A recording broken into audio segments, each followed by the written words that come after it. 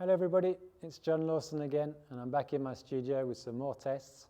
And today it's Ping's turn with their new driver, the G430 10K. This video could be a little bit technical for some of you, so bear with me.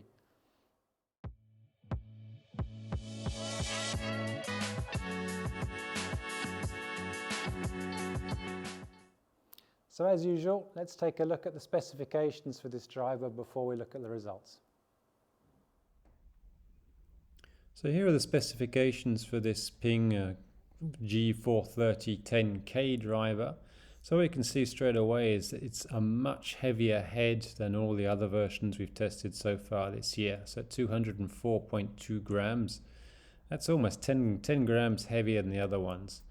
The stated loft was 10.5 degrees, but when I measured it on gears, it came down to 9.5. So this is probably something to counteract, I think, the weight there is at the back of this head. There's 28 grams at the back of this head, so that's definitely going to change the dynamic loft. So maybe bringing down the static loft to 9.5, that's one of the ways they've done that. It's always curious to see that it's actually less loft than that's written on the head though. The swing weight, of course, with all that weight is going to be very heavy without using a counterbalance shaft. So I was using the TPT Nitro 18 high, again the 51 gram shaft, which is not a counterbalance shaft, it's more of a tip heavy shaft. So the swing weight was at D8.9, which is really heavy at 45.5 inches long.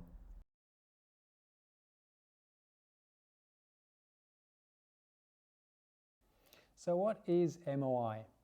So in this case, what we're talking about is the moment of inertia of a club head. And basically what that means is how much the club head is capable of resisting to forces around its center of gravity. So if you can imagine, there's 3 axis points on all measures in 3 dimensions. The vertical axis, which is the blue one, the horizontal axis, which is the green one, and the front to back axis, which is the red one.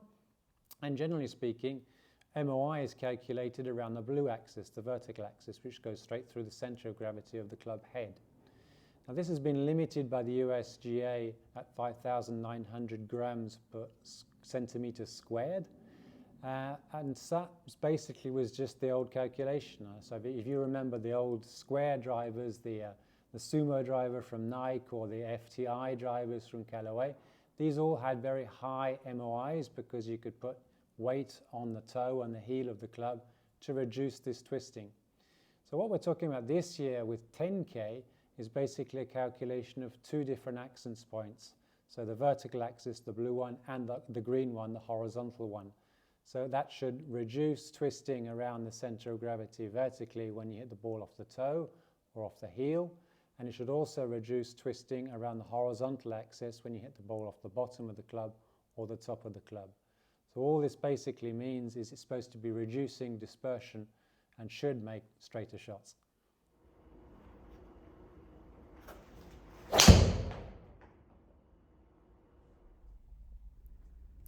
So here are the results from this test with the PING driver.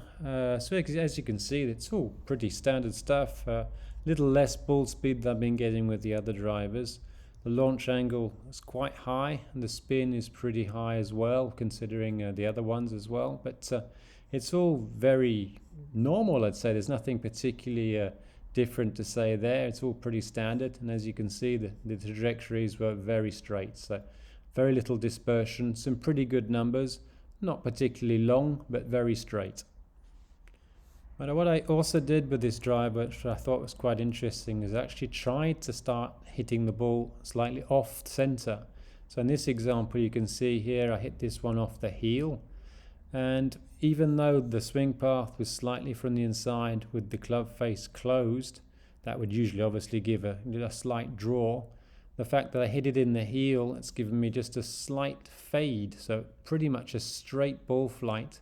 Just so hitting it in the heel has countered the fact that the club face was slightly closed. Now, generally speaking, hitting it in the heel would create much more of a fade bias here, but this is just basically countered the slightly closed face and given me a straight trajectory. So very stable whilst hitting it off the heel here in this example. So just keeping going this sort of impact location problem. I tried this one off the toe, and as you can see, this was quite a toey one. Club path was pretty much the same, 3 degrees from the inside with a closed face to path, so that would usually give just a little draw. But being hit right off the toe, that's going to really open the club face. So I had basically a start line, side angle direction was 4.4 to the right. But being as stable as this club head is, it's only created an 8.6 spin axis, and basically the ball ended up pretty much straight. So you can definitely see how easy this club is to play with. I mean, even hitting it way off the toe here, I've ended up pretty much straight down the middle. So to summarize, this is one big unit. It's a big golf club, it's a big head, it's heavy. So if you're not using the counterbalance shaft, this is probably going to be very heavy. But saying that, it's also extremely easy to play with. So if you struggle with impact location problems, hitting it all over the face, this is going to help. There's definitely going to be less dispersion with this.